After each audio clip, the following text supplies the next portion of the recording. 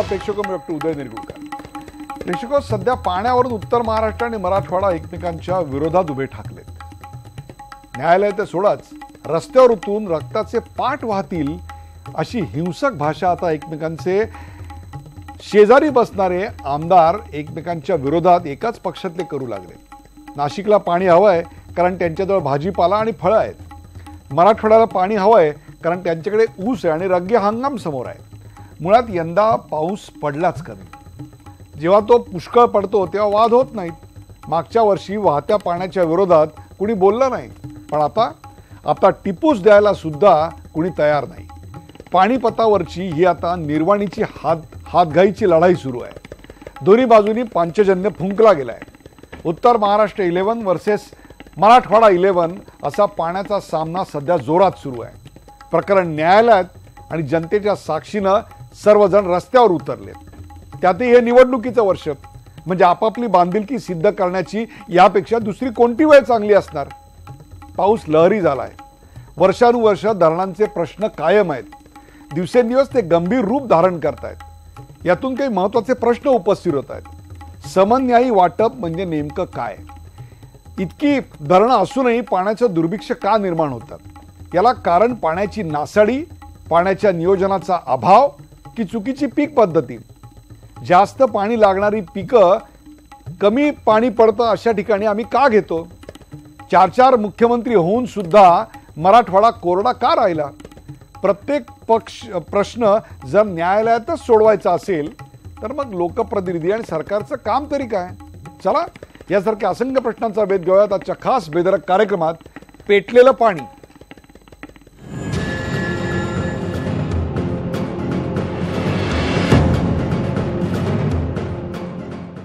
पेटलेलं पाणी चर्चेला सुरुवात करण्यापूर्वी पाहूयात या विषयावरचा एक छोटासा रिपोर्ट।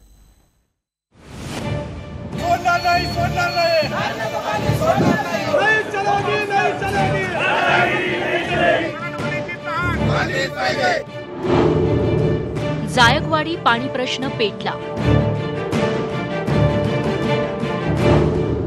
जायकवाडीत पाणी सोडण्यास नाशिक नगरचा तीव्र विरोध।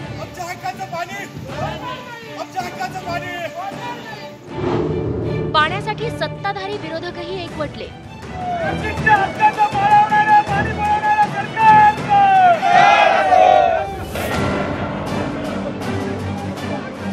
दिवसेंदिवस जायकवाडी पाणी प्रश्न कसा पेटत चाललाय हे अधोरेखित करणारी ही दृश्य। समन्यायी पाणी वाटपानुसार नगर आणि नाशकातल्या धरणातून औरंगाबादच्या जायकवाडीमध्ये 9 टीएमसी पाणी सोडण्याचे आदेश जलसंपत्ती प्राधिकरणाने दिले खरे, मात्र एक थेंबही पाणी जायकवाडीच्या दिशेने वळू नये म्हणून नगर नाशकातले शेतकरी आणि सर्वपक्षीय नेते रस्त्यावर उतरले। शेतकरी क्रांतिकारी पक्षाचे नेते आणि माजी आमदार शंकरराव गडाख यांच्या नेतृत्वाखाली शेकडो शेतकऱ्यांनी मुळा धरणाच्या दिशेने कूच केली। वाटेत त्यांचा मोर्चा अडवण्यात आला, मात्र विरोधाला न जुमानता शेतकऱ्यांचा फौजफाटा भर पावसात मुळा धरणापर्यंत येऊन धरला। अशा पद्धतीने दडपशाही ही योग्य नाही। आम्ही रितसर मार्गाने शेतकऱ्यांचं आंदोलन आम्ही करत आहोत आणि आमची साफ मागणी आहे, कुठल्याही परिस्थितीमध्ये प्रचंड दुष्काळ नगर जिल्ह्यामध्ये असताना मुळा धरणाचं पाणी मराठवाड्याला सोडता कामा नये। मी इशारा देऊ इच्छितो की एका जरी शेतकऱ्याला जर काठी लागली तर मी स्वतः धरणामध्ये उतरून आत्मदहन करील। त्याची सगळी जबाबदारी शासनाला घ्यावी लागेल। नाशिक आणि नगरमध्ये आंदोलनाची धग वाढत असताना जायकवाडीत पाणी कधी पोहोचणार याकडे मराठवाडा डोळे लावून बसलाय। ज्या भागामध्ये दुष्काळ तिकडून इकडे पाणी दिलं असेल कुठला भाग नाही, पण ज्या ठिकाणी खरं आहे आपण ते म्हणतात की तीव्र दुष्काळ या ठिकाणी काही भागामध्ये काही तालुक्यांमध्ये मी 5-6 फिरलो त्या तालुक्यामध्ये पण तो हे सगळं मोजमाप धरणांवर असतं। धरणामध्ये पाण्याची पातळी किती आहे त्यावर सगळं मोजमाप असतं आणि म्हणून इथे पाण्याची पातळी जास्त दिसत असली खाली कमी आहे, त्यामुळे प्राधिकरणाने हा आदेश या ठिकाणी केलेला आहे। आता हा वाद निवळण्यासाठी महाराष्ट्राचे राजकीय कैवारी कोणती भूमिका घेतात याकडे उभ्या महाराष्ट्राचं लक्ष लागलंय। प्रशांत बाग, हरीश दिमोटेसह ब्युरो रिपोर्ट, न्यूज 18 लोकमत। पेटलेलं पाणी या विषयावरचा आपण हा रिपोर्ट पाहिला आणि त्याची चर्चा करण्यासाठी आपण आमंत्रित केले। आपल्या सोबत आहेत मराठवाडा जनता विकास परिषदेचे अध्यक्ष ॲडव्होकेट प्रदीप देशमुख औरंगाबादून या कार्यक्रमात सहभागी होतात। त्यांचं स्वागत। आपल्या बरोबर आहे जलतज्ञ प्रदीप पुरंदरे, प्रदीप पुरंदरे औरंगाबादहून या कार्यक्रमात सहभागी होत आहेत. प्रदीपजी, आपलंही स्वागत. आणि लोकमतचे निवासी संपादक किरण अग्रवाल नाशिकहून या कार्यक्रमात सहभागी होत आहेत, त्यांचंही स्वागत. काही क्षणातच आपल्यासोबत देवयानी फरांदे, भारतीय जनता पक्षाचे आमदार, या देखील या कार्यक्रमात सहभागी होतील. प्रदीप देशमुख, 4 मुख्यमंत्री झाले तरी देखील तुमच्यावर अजूनही हीच वेळ येते. त्या मुख्यमंत्र्यांबद्दल आपण काय भावना आज व्यक्त कराल? जेव्हा जेव्हा पाऊस कमी होतो त्या प्रत्येक वेळी तुम्हाला रस्त्यावर उतरावं लागतं, काय सांगाल? नाही, आमचे मुख्यमंत्री असताना देखील ही वेळ आली, हे बरोबर आहे. परंतु त्या काळामध्येच मुख्यमंत्र्यांना काम करू न देता पश्चिम महाराष्ट्राच्या नेतृत्वाने सातत्याने आमच्या मुख्यमंत्र्यांना मराठवाड्याची बाजू कधी घेऊच दिलेली नाहीये. आणि ज्या मुख्यमंत्र्यांनी मराठवाड्याची बाजू घेण्याचा प्रयत्न केला, शंकररावजी चव्हाण किंवा निलंगेकर साहेब यांच्यासारख्यांनी, त्यावेळेला पश्चिम महाराष्ट्राच्या नेतृत्वाने काय केलं ह्याचं सगळ्या महाराष्ट्राला हे प्रकरण ज्ञात आहे. 11 धरणं जायकवाडीच्या वर बांधून मराठवाड्याचं 40 TMC पाणी पळवण्याचं पाप पश्चिम महाराष्ट्राच्या नेतृत्वाने केलं. आमचे 4 मुख्यमंत्री होते तरी आम्हाला काही मिळालं नाही, हे वास्तव. याला जबाबदार आमचे लोक जसे आहेत त्याप्रमाणे त्यांना काम न करू देणारे आणि प्रत्यक्ष राजकीय निर्णय शक्ती ज्यांच्या हातात होती ते पश्चिम महाराष्ट्राचे नेते हेच त्याला कारणीभूत आहेत. म्हणजे प्रदीपजी, त्यामुळेच आम्हाला न्यायालयामध्ये जाऊन न्याय मागावा लागला ना. 4 मुख्यमंत्री तुमचे होतात, त्या 4ही मुख्यमंत्र्यांना पश्चिम महाराष्ट्रातले आमदार काम करू देत नाहीत. म्हणजे हे मुख्यमंत्री होते का कोण होते? नाही, प्रश्न हा तुमचा राजकीय स्वरूपाचा आहे. कसं आहे की मराठवाड्याची शक्ती,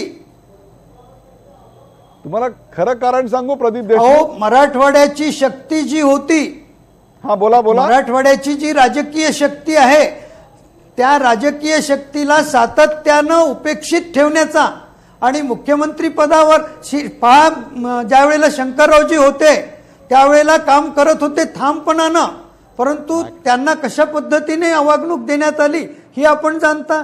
शिवाजीराव निलंगेकरांचंही तेच आहे. नंतर विलासरावजींना 10 वर्ष टिकू दिलं, परंतु ते टिकून देताना पश्चिम महाराष्ट्राचीच कामं त्यांच्या काळामध्ये करून घेण्यात आली.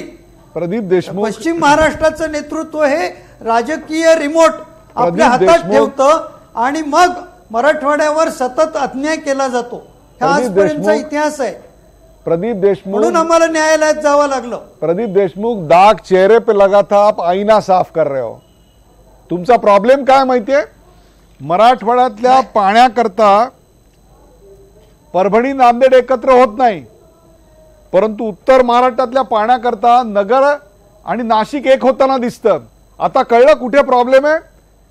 तुम्ही आरसा साफ करताय, चेहऱ्याकडे बघा असं सांगितलं तर राग येईल कदाचित आपल्याला.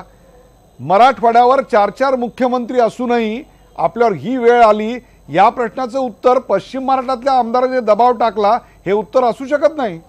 ऊस आपल्या भागात लावता येणार नाही कारण आपल्याकडे पाऊस कमी आहे. आज सुद्धा तुम्ही पहा, ऊस आपल्याकडे लावता येणार नाही कारण आपल्याकडे पाऊस कमी आहे, जो पश्चिम महाराष्ट्रातल्या अनेक भागात खूप जास्त असतो. याचं भान आपल्या नेत्यांनी आपल्या शेतकऱ्यांना येऊ दिलं नाही का? त्या काळामध्ये तर सोडून द्या, आज सुद्धा न्यायालयाचा निर्णय असताना देखील पश्चिम महाराष्ट्राचे नेते न्यायालयाच्या निर्णयाच्या अंमलबजावणीला विरोध करण्याचं धाडस करतात आणि त्यांच्या दबावाखाली आमचं शासन सुद्धा, आपल्याला माहित आहे का न्यायालयाचा निर्णय आपल्यालाही माहित आहे की 23 सप्टेंबर 2016 न्यायालयाच्या विशेष खंडपीठाने निर्णय दिला. हा निर्णय काय आहे की पाणी हे ना नगरचं ना नाशिकचं, पाणी हे संपूर्ण महाराष्ट्राचं आहे आणि त्याच्यावर मालकी ही केंद्र सरकार आणि राज्य सरकारची आहे. तरी देखील नाशिक आणि नगरचे नेते जणू काही पाणी आमचंच आहे आणि ते भीक म्हणून मराठवाड्याला आम्ही सोडतोय अशा प्रकारची भूमिका घेतात. आणि आजचं आम्ही काय म्हणत होतो, पूर्वी पश्चिम महाराष्ट्राचं नेतृत्व आमच्यावर अन्याय करत होतं, आज विदर्भाचं नेतृत्व महाराष्ट्रावर राज्य करतंय आणि मराठवाडा हा आमच्या अजेंड्यावर आहे म्हणतंय, पण आज गेली 2 वर्ष जे न्यायालयाचा निर्णय त्याची अंमलबजावणी करण्यासाठी देखील सरकारनं जी ठोस पावलं उचलायला पाहिजे होती ती पावलं उचलली नाहीयेत. प्रदीप देशमुख आपल्याला माहित आहे, प्रदीप देशमुख ही पावलं आराखडा तयार करावा प्रदीप देशमुख असा आदेश दिला, तोही पूर्ण केला. प्रदीप देशमुख ही पावलं उचलायला उत्तर महाराष्ट्रातल्या नेतृत्वाचा विरोध आहे का? अहो विरोध दबाव करतात, दबाव आणतात आणि न्यायालयाचा आदेश पालन करताना जेव्हा निर्णय होतो काल आपल्यासोबत देवयानी फरांदे आहेत. देवयानी फरांदे भाजपच्या आमदार आहेत, त्यांचं या कार्यक्रमात स्वागत.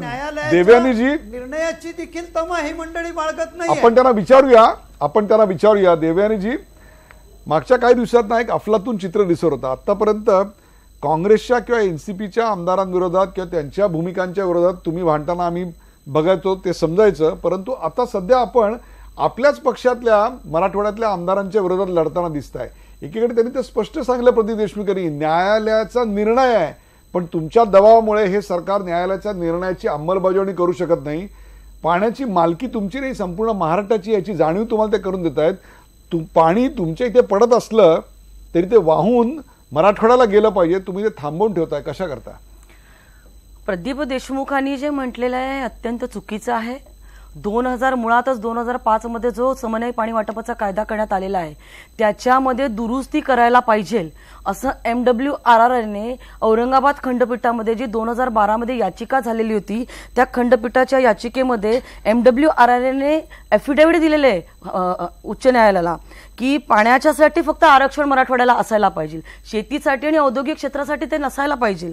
आणि तसं त्याचं कारण काय आहे की MWRRने त्यांना ॲफिडेव्हिट असं दिलेलं होतं की MWRRचा 2005चा जो कायदा जो आहे त्याचं कलम 12/6/6 जे आहे सी आहे त्याच्यामध्ये सुधारणा करायला पाहिजे की पाणी हे फक्त त्यांना पिण्याच्या पाण्यासाठी आपण द्यायला पाहिजे असं MWRRने त्यानंतर औरंगाबाद खंडपीठामध्ये दिलं. आणि MWRRने 19/1/2010 शासनाला देखील पत्र दिलेलं आहे की सदर कायद्यामध्ये सुधारणा करण्याची आवश्यकता आहे. ह्याचं महत्वाचं कारण असं आहे की आज जरी पाऊस नाशिक जिल्ह्यामध्ये पडत असला तरी आज पाणी आमच्या नाशिककरांचं असं म्हणणं आहे आम्हाला मराठवाड्याला पिण्याला पाणी देण्याला आमची कुठलीही हरकत नाही. पिण्याच्या पाण्याच्या मागे राहून मराठवाड्याचे लोक हे तिथली शेतीच्या बागा हे मोठ्या प्रमाणामध्ये फुलवत आहेत. हे मी तुम्हाला आज कागदानिशी सिद्ध करून देणार आहे. त्या बागा तुमच्याच मंत्र्यांच्या आणि खासदारांच्या आणि आमदारांच्या. माझं काय म्हणणं आहे की आज कुठल्या मंत्र्यांचे आहेत की कोणाचे तसं नाहीये. आज कारखाने तुमच्या मंत्र्यांना सांगा माझं 2 मिनिटं ऊस उखडून टाका असं सांगाल. कोण सांगणार मला सांगा. अहो हे पीक पाणी सोडल्यानंतर भरघोस एवढं पीक देणारं नगदी पीक कोण सोडणार आहे हातातलं. विषय असा आहे की ज्या जिल्ह्यामध्ये त्यांच्याकडे पाणी कोर्टाने MWRRने कायदा करत असताना पहिल्यांदा पाणी प्यायला द्यायला पाहिजे, त्यानंतर शेतीसाठी, त्यानंतर औद्योगिक गोसाचे असा क्रम आखून दिलेला आहे. परंतु मुळातच 1965 साली जे जायकवाडीचं धरण करण्यात आलेलं आहे हे धरणच मुळात चुकीचं बांधलं गेलेलं आहे. कारण त्याच्यामध्ये 1965 साली एव्हरेज वर्जिन इयर ज्याला म्हणतो ते टोटल खोऱ्याचं गोदावरीपासून ते जायकवाडीपर्यंतचं 196.56 TMC होतं. त्यानंतर वरील भागातील जे आहे वर्जिन इयर जे आहे ते 115.50 TMC आहे आणि जायकवाडीचं 81.0 TMC दाखवण्यात आलेलं आहे. परंतु शासनाने 2004ला CDO मेरीला फेर सर्वेक्षण करायला लावलं कारण शासनाला हे चुकीचं वाटलं. आणि जेव्हा फेर सर्वेक्षण केलं तेव्हा CDO मेरीने हे लक्षात आणून दिलं की जायकवाडीचं जे 81 TMC पाणी दाखवण्यात आलेलं होतं त्याची कपॅसिटी ती फक्त 42.20 TMC ची आहे. आणि हे MWRRने देखील मान्य केलेलं आहे. आपल्या माहिती हे कोर्टाने देखील मान्य केलं. जायकवाडीच्या कपॅसिटीशी तुमच्या इथलं पाणी जावं की न जावं याचा काय संबंध? 2 मिनिटं. त्याचं कारण आहे की तुटीचं खोरं आज पूर्ण तुटीचं खोरं तयार झालेलं आहे आणि या तुटीच्या खोऱ्यासाठी आमचं गंगापूर धरण असेल, दारणा धरण असेल, या धरणांमधून आम्हाला मोठ्या प्रमाणामध्ये पाणी यांना सोडायला लागतं. अजून मी तुमच्या एका महत्वाच्या मुद्द्याच्याकडे लक्ष वेधते की जायकवाडीचं धरण याच्या भोवती 4 महत्वाचे तालुके आहेत.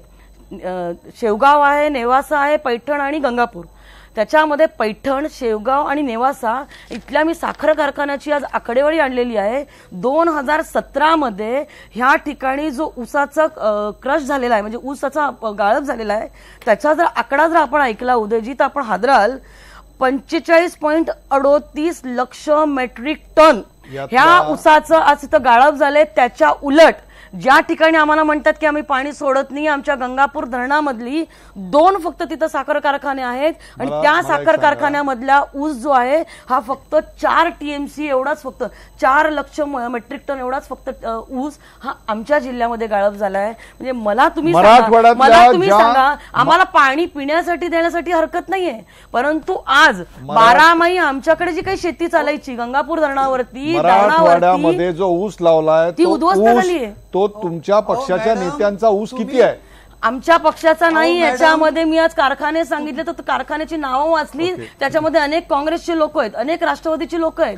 त्यामुळे मला असं वाटतंय की कुठल्या पक्षाच्या कुठल्या नेत्याने किती ऊस लावलाय महत्वाचं नाहीये. इथं काँग्रेसचे आहेत, राष्ट्रवादीचे आहेत, शिवसेनेचे कारखाने आहेत, कोणी भाजपचे असतील. मुद्दा असा आहे की महाराष्ट्रामध्ये समन्यायी पाणी वाटपाचं वाटप होत असताना गिरणाखोराला का न्याय लावला जात नाही, उजनीला का न्याय लावला जात. प्रदीप पुरंदरे आपल्या बरोबर. प्रदीप पुरंदरे, पाऊस जेव्हा खूप होतो, पाऊस जेव्हा पुष्कळ होतो तेव्हा हे वाद होत नाहीत, परंतु पाऊस जेव्हा कमी होतो तेव्हा सत्तेवर काँग्रेस आहे का एनसीपी आहे हा सवाल नाहीये.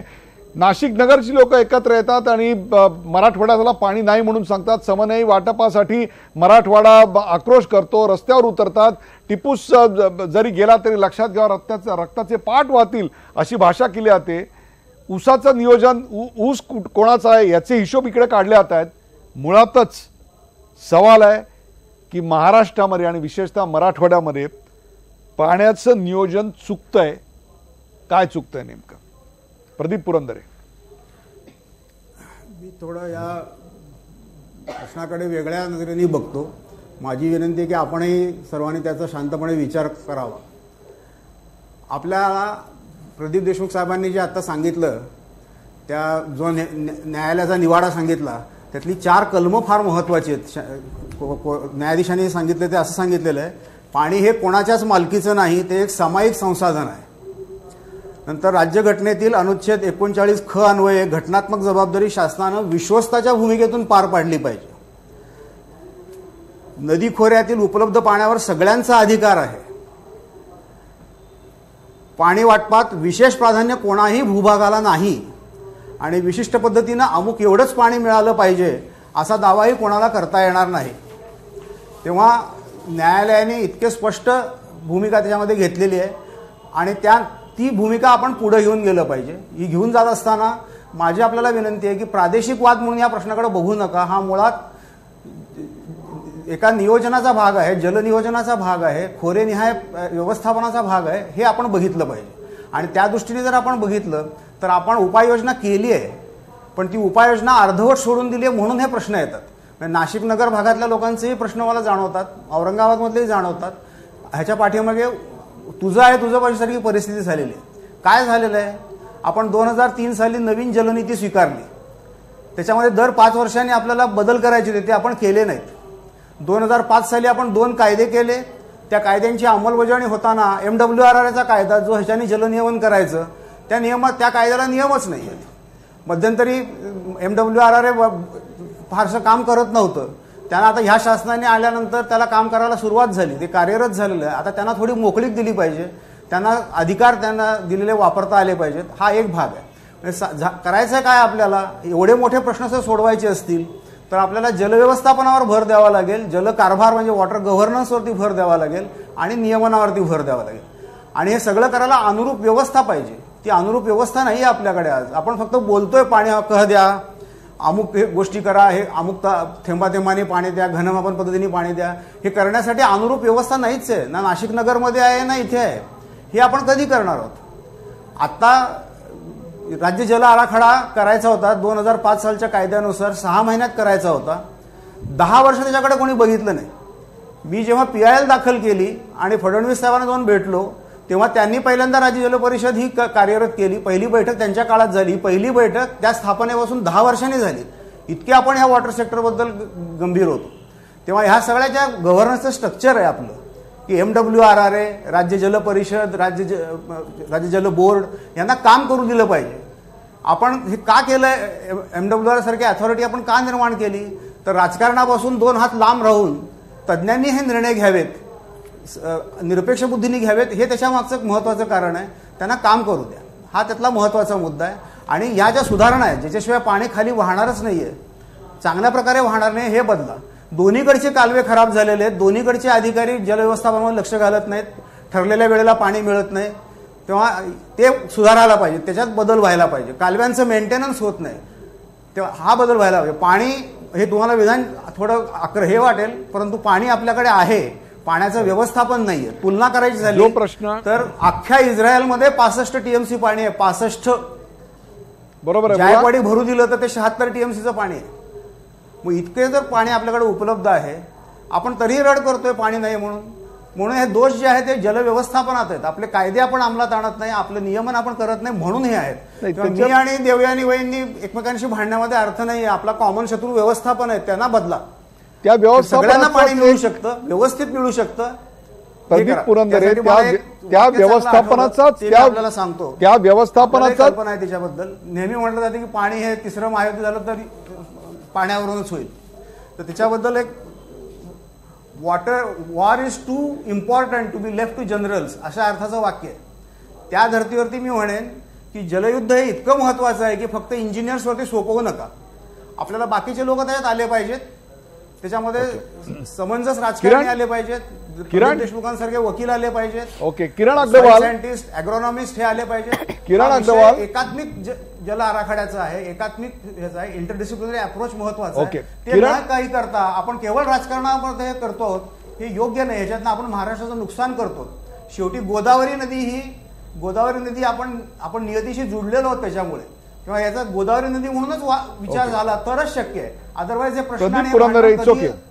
प्रदीप पुरंदरे याच्या पलीकडे जाऊन किरण अग्रवाल मुद्दा आहे. आपण तिघांचे व्ह्यू ऐकलेत.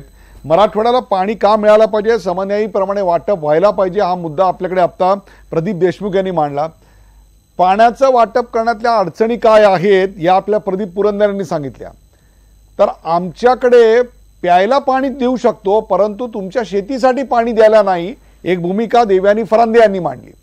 त्याच्या पलीकडे जाऊन एक महत्वाचा मुद्दा आहे किरण अग्रवाल, हे खरं आहे का नाशिक आणि नगर या 2 जिल्ह्यांना 5-5 जिल्ह्यांसाठी जेवढं पाणी लागतं तेवढं पाणी लागतं?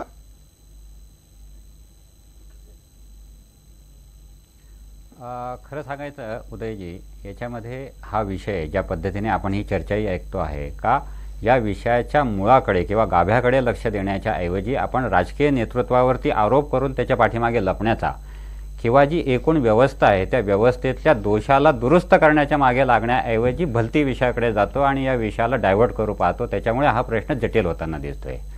मी पुरंदरेंच्या मताशी पूर्णतः सहमत आहे का हा विषय जो आहे तो व्यवस्थेच्या दोषाशी संबंधित आहे. आपण व्यवस्थेतला दोष अगोदर दुरुस्त केला पाहिजे. महत्त्वाची बाब अशी आहे का हा विषय पाण्याचा आहे. आपण त्याच्याकडे पाण्याचा विषय म्हणून न बघता किंवा पाण्याच्या संदर्भातून जी संवेदनशीलता आहे त्याच्याकडून न बघता आपण त्या विषयामध्ये प्रादेशिकता आणलेली आहे. आपण त्याच्यामध्ये नाशिक आणले, आपण त्याच्यामध्ये नगर आणले, त्याच्यामध्ये आपण औरंगाबाद मराठवाडा आणलेला आहे. आणि त्याच्यामुळे काय झालेलं आहे, हा विषय पाण्यापासून दुरावून हा प्रादेशिकतेमध्ये अडकलेला आहे आणि त्याच्यामुळे तो वादाचा ठरलेला आहे. वारंवार तो एक प्रश्न येतो आहे जो इथेही चर्चेला गेलेला आहे, समन्यायी वाटपाचा. समन्यायी वाटपाचं जर सूत्र आम्ही स्वीकारणार असू तर समन्यायी वाटपाचं सूत्र ज्या पद्धतीने जायकवाडी धरणासाठी लागू होतं, ज्या पद्धतीने मराठवाड्याच्या क्षेत्रासाठी लागू होतं, त्या पद्धतीने हेच समन्यायी वाटपाचं सूत्र हे नाशिकसाठी आणि नगरसाठी का लागू होऊ नये हा याच्यातला महत्त्वाचा प्रश्न आहे. पण प्रश्न असा आहे, याच्यामध्ये दुर्दैव असा आहे का त्या दृष्टिकोनातून याकडे बघितलंच जात नाही. जायकवाडीमध्ये पाण्याची तूट आहे किंवा पाण्याची कमतरता आहे म्हणून जायकवाडीला पाणी सोडा असं सांगितलं जातं किंवा तसे निर्णय घेतले जातात. परंतु तिथे तूट आहे याचा अर्थ नाशिक आणि नगरमध्ये भरमसाठ पाणी आहे का, परंतु त्या दृष्टीने विचार केला जात नाही. आज आपण पाहतोय का संपूर्ण राज्यातच दुष्काळाची परिस्थिती आहे. नाशिक जिल्ह्यातले 8 तालुके हे सुद्धा दुष्काळ सदृश्य म्हणून जाहीर होण्याच्या वाटेवरती आहे. नगर जिल्ह्याचा आपण विचार करा, नगर जिल्ह्यामध्ये 22 साखर कारखाने आहेत. देवयानीताईंनी साखर कारखान्यांची काही वस्तुस्थिती मांडली ती खरी आहे, परंतु तरीसुद्धा 22 साखर कारखाने नगर जिल्ह्यामध्ये असताना या नगर जिल्ह्यातल्या साखराचा गाळपाचा विषय जाऊ द्या, अनेक कारखाने हे गाळात रुतलेले आपल्याला दिसत आहेत. अशी एकूण परिस्थिती आहे. पाण्याची कमतरता आहे म्हणून ज्या पद्धतीने शेतकरीने बळीराजाने आपली स्वतःची बुद्धी लावून पाण्यावरती अवलंबून असलेलं पीक घेण्याचं प्रमाण कमी केलेलं आहे. आपण जर शासकीय आकडेवारी तरी लक्षात घेतली तरी नाशिक आणि नगर जिल्ह्यातल्या शेतकऱ्यांनी कांद्याचं पीक यावेळेला कमी केलेलं आपल्याला दिसून येईल. म्हणजे एकीकडे शेतकरी पाण्याची कमतरता लक्षात घेऊन आपला पीक पॅटर्न बदलतो आहे आणि दुसरीकडे व्यवस्था मात्र ह्या सर्व बदलत्या परिस्थितीशी सांभाळून घेऊन ते जुळवून घेऊन त्या संदर्भातलं नियोजन करण्यासाठी सपशेल अपयश होत आहेत आणि त्याच्यामुळे प्रश्न निर्माण होतोय हा व्यवस्थेच्या दोषावरून निर्माण होतो आहे. मला असं वाटतं का ज्या पद्धतीने प्रदीपजींनी अगोदरचा विषय मांडला, आपण राजकीय नेतृत्वावरती आरोप करण्यापेक्षा किंवा त्यांच्या संदर्भाने चर्चा करण्यापेक्षा या विषयाकडे या संवेदनशीलतेतून पाहायला पाहिजे. म्हणजे हा प्रश्न आपल्याला सोडवता येऊ शकतो. कारण आपण हा विषय एकतर्फी घेऊन किंवा फक्त नगरच्या दृष्टिकोनातून किंवा नाशिकच्या दृष्टिकोनातून किंवा मराठवाड्याच्या दृष्टिकोनातून पाहून चालणार नाही. हा संपूर्ण एरियाचा, संपूर्ण विभागाचा, संपूर्ण राज्याचा असा हा पाणी प्रश्न आहे आणि तो पाहत असताना समन्वय त्याच्यामध्ये वाटपाचा विचार करत असताना समन्वयी वाटपाचं धोरण हे एका क्षेत्रापुरता लागू न करता सर्व क्षेत्रासाठी तो पाहायला पाहिजे. नाशिक जिल्ह्यातला सुद्धा आपण विचार करा. नाशिक जिल्ह्यामध्ये ज्या पद्धतीने आज विरोध का होतो आहे, विरोध हा यासाठी होतो आहे का आपल्या प्राथमिकता आपण बदलून टाकलेल्या आहे. ज्या पद्धतीने देवेंद्रजींनी सांगितलं का पिण्याच्या पाण्यासाठी देण्याला कोणाची ना असू नये, असणारही नाही कोणताही, म्हणजे नाशिक असेल किंवा नगर असेल, पिण्यासाठी पाणी द्यायला कोणीच नाही म्हणणार नाही.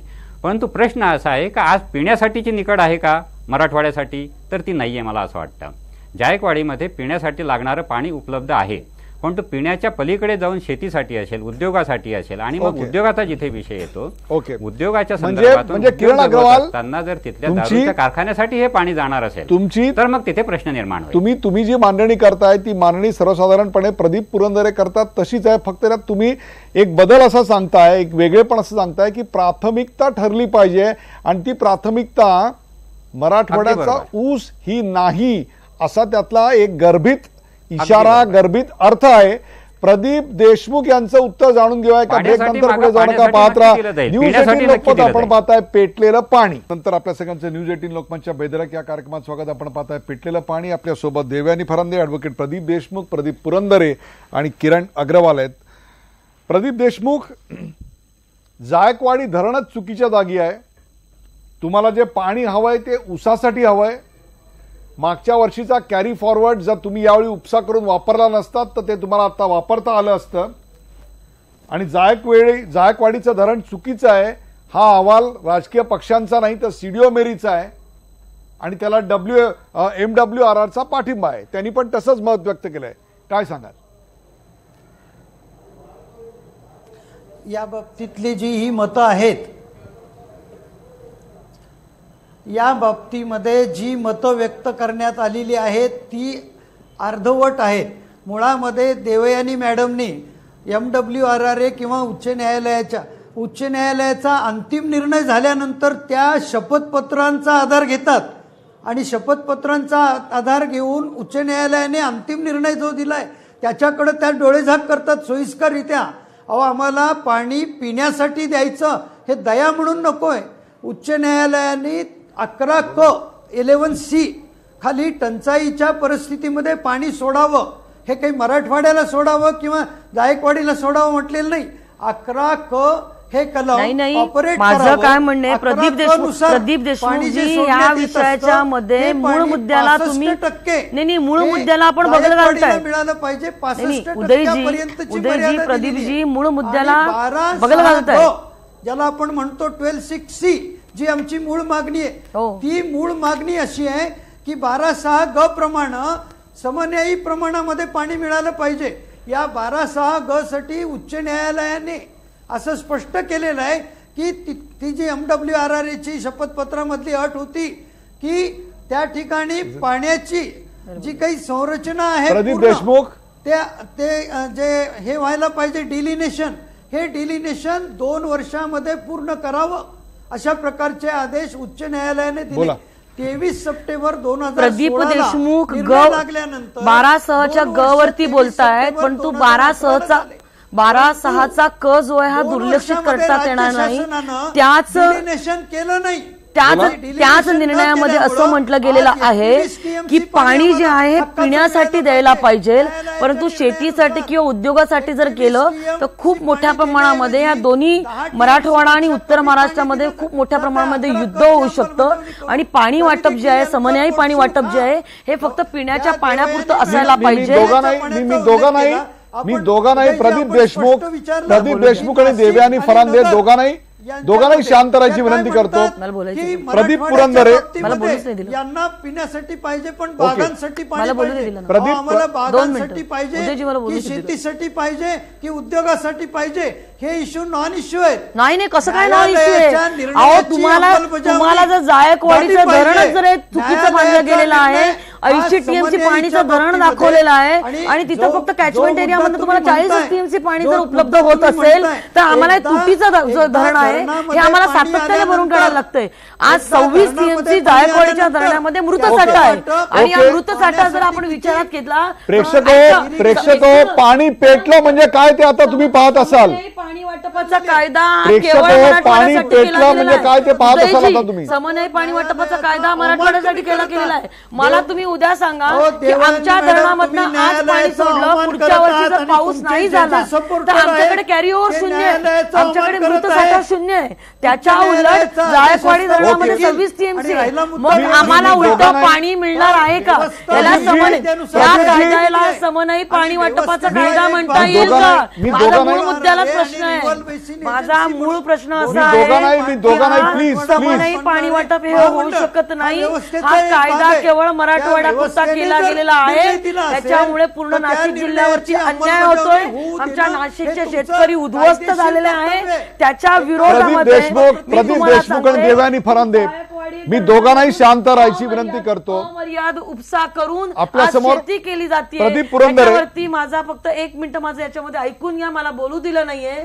प्रदीप पुरंदरे आणि किरण अग्रवाल जे बोललेले आहे ह्या मुद्द्यावरती मी जातीये की जे काही प्रशासनाने लक्ष द्यायला पाहिजे, म्हणजे गोदावरी पाटबंधारे महामंडळाचे ईडी करीकर जे आहेत त्यांच्यावरती माझा मोठा आक्षेप आहे. आक्षेप अशासाठी आहे की त्यांनी जायकवाडीच्या धरणामधलं कॅरी ओव्हर जे वापरता कामा नव्हतं ते त्यांनी वापरू दिलं, मृत साठ्यामधून उपसा करू दिला. मी मगाशी सांगितलं की 2 ते 3 त्या भोवती असलेले तालुके म्हणजे नेवासा असेल, शेवगा असेल, पैठण असेल हे पाणी उपसा करतायत. परंतु तिथल्या ईडीनी याच्यावरती नियंत्रण आणायला पाहिजे होतं, ते नियंत्रण त्यांनी आणलं नाही. सरकारला खोटी माहिती सातत्याने देतात आणि त्यांच्यावरती कारवाई करण्याची आवश्यकता आहे. म्हणजे मगाशी किरण अग्रवाल साहेब आणि पुरंदरे यांनी जे सांगितलं ही वस्तुस्थिती आहे की प्रशासन जे आहे हे व्यवस्थित काम करत नाही महामंडळामधलं. त्याच्या पलीकडे जाऊन प्रदीप पुरंदरे तुम्हाला एक प्रश्न विचारायचा आहे. इतकी धरणं आहेत, इतकी धरणं असूनही पाण्याचं दुर्भिक्ष आपल्याकडे निर्माण होतं. पाऊस लहरी झालाय, एखाद्या वर्षी पडतो, एखाद्या वर्षी खूप जोरात पडतो, पाणी वाहून जातं, काही वर्ष पडत नाही. पीक पद्धतीत बदल करावा याकरता काही जागृती होतीये, याकरता काही कठोर निर्णय घेतले जात आहेत, काय वाटतं आपल्याला?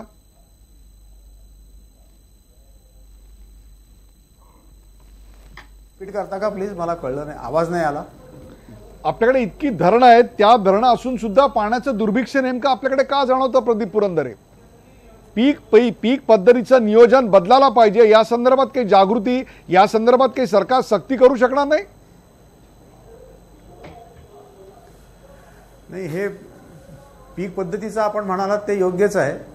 ऊसाला फार मोठं पाणी जातं आणि ऊसाचं पाणी कमी केल्याशिवाय पुढचे प्रश्न सुटणार नाहीत, हे खरंच आहे. ह्याच्याबद्दल 1999 साली सिंचन आयोगाने शिफारस केली होती. प्रत्येक आयोगाने, प्रत्येक समितीनं हे ऊसाचं प्रमाण कमी करा असंच म्हटलेलं होतं. पण त्याला आपण उत्तर ड्रिपचं काढलं. पण एकूण परिस्थिती पाहता ड्रिपमुळे पाणी वाचतं असं नाही. ऐकायला चमत्कारिक वाटेल, पण परिस्थिती अशी आहे की माझा 4 एकराचा ऊस असतो, मी ड्रिप करतो, पाणी वाचवतो आणि 4 एकराचा ऊस 8 एकराचा करतो. त्यामुळे वाचलेलं पाणी मीच वापरतो, बाकीच्यांना पाणी मिळत नाही. तेव्हा पीक नियमन केलं पाहिजे, हे बरोबरच आहे. आपल्या कालव्यांची इफिशियन्सी फार कमी आहे, ती बदलली पाहिजे.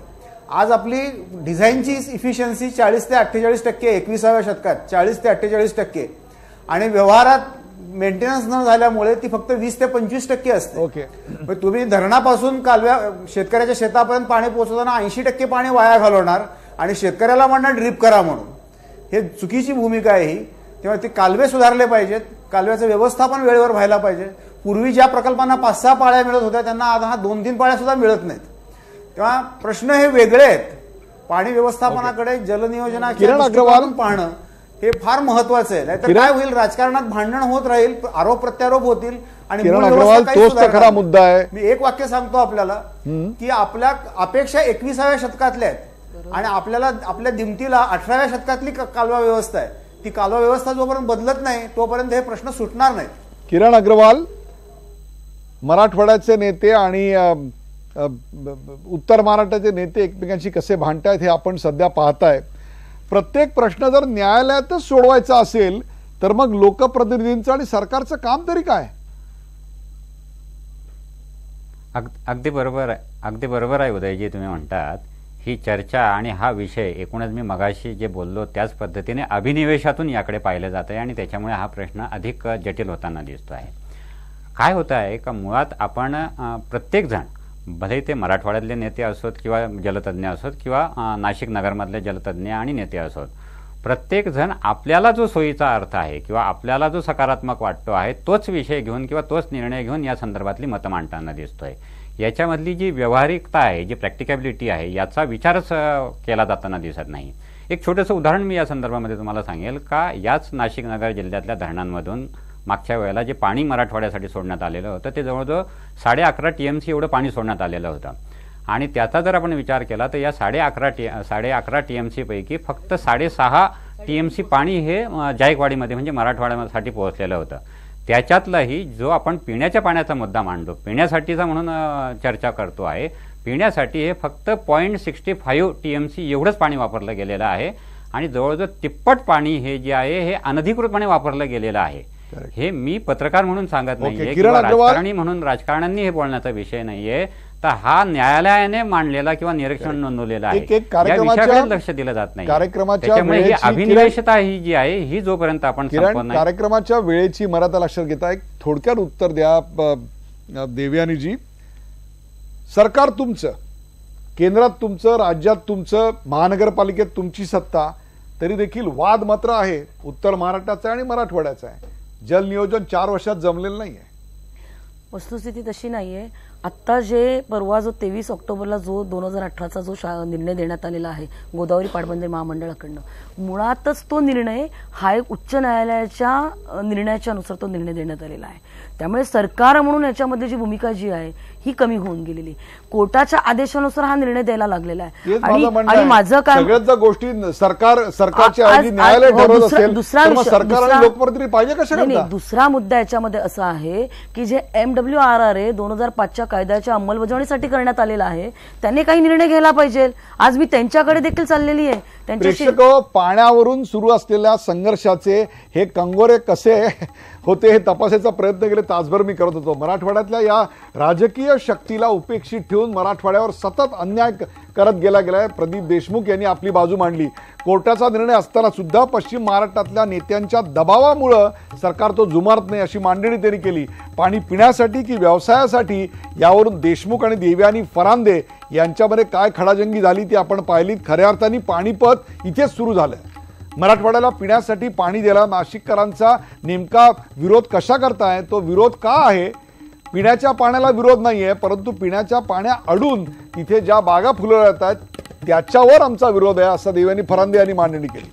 जायकवाडी धरणाचं बांधकामच मुळात चुकीचं आहे असंही त्यांनी एक सांगितलं. प्रादेशिक वाद म्हणून या पक्षाकडे, या सगळ्या प्रश्नाकडे न पाहता नियोजनाचा भाग म्हणून पाहायला हवं. प्रदीप पुरंदरे यांनी एक जलतज्ञ म्हणून आपली भूमिका मांडली.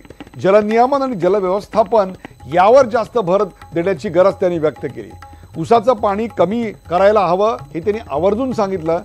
तर हा प्रश्न सोडवण्याकरता व्यवस्थेतला दोष आणि दूर करायला हवा. किरण अग्रवाल आज त्याबद्दल आग्रही होते. मराठवाड्याचं आज रोजी पिण्याच्या पाण्याची फार गरज नाहीये. नाशिक नगरचं पाणी कारखान्यांसाठी जाणार असेल तर मात्र ते गंभीर आहे असं स्पष्ट मत सुद्धा समोर आलं.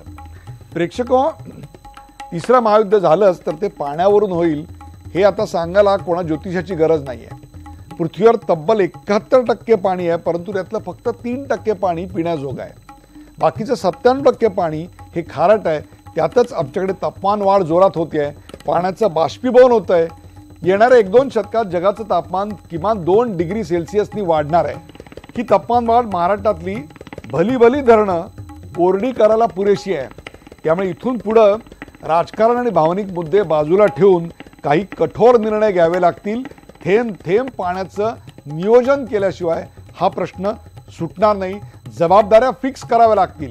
त्यासाठी मानसिकता आणि काम करायच्या पद्धती बदलण्याची गरज आहे. लोकप्रतिनिधी, सरकार आणि लोकांचा सहभाग यात अत्यंत महत्त्वाचा असणार आहे.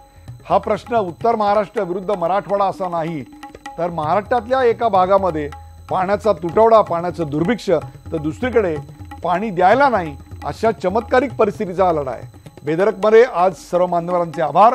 इथेच थांबूया, पण ताज्या बातम्यांसाठी पाहत राहा फक्त न्यूज 18 लोकमत.